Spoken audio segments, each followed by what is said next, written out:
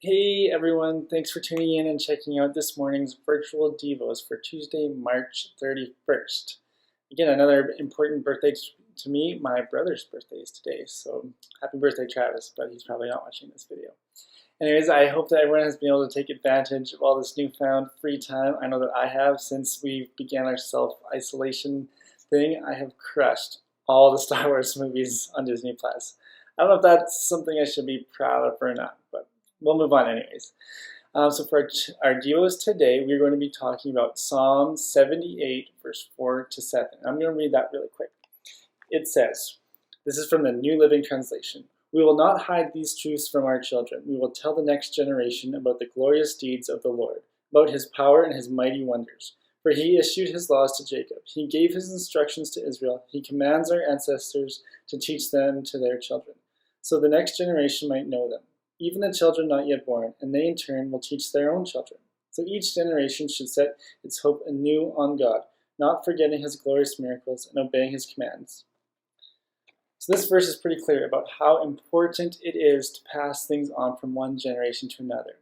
But what does that mean, and what does that look like, to pass something on to another generation? Well, maybe there is something in your house, like some old furniture or some jewelry or some other really special things that you have in your house that have been passed down from your grandparents or great-grandparents or someone else in your life. Why don't you take some time today to look around your house with your parents to see if there's anything that you can find in your house that has been passed on from someone else. And if you aren't able to find anything, why don't you look for something that you think is really, really special that you would like to pass on to someone else, maybe your children or your little cousin or something like that. So this verse is encouraging us to pass on our knowledge and faith of what Jesus has done in our lives, to pass it on from generation to generation. It is important to pass these things that we learned on to others, and it's so important to me to pass on how to live a servant life. And it's so important to me because my mom did this every day of my life. And Jesus is the ultimate example of how to be a servant, but my mom showed me day in, day out how it is to be a servant. And that's something that has stuck with me, and I want to pass on to those younger than me, to my kids, or to my nieces and nephews.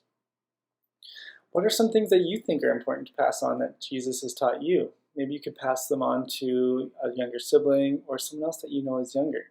Because Jesus is teaching us all different kinds of things all the time. He's teaching us how to love, how to be a good sibling, how to serve others. So if there's any of those lessons that you have learned already, I think it'd be so cool if you could pass those on to someone else.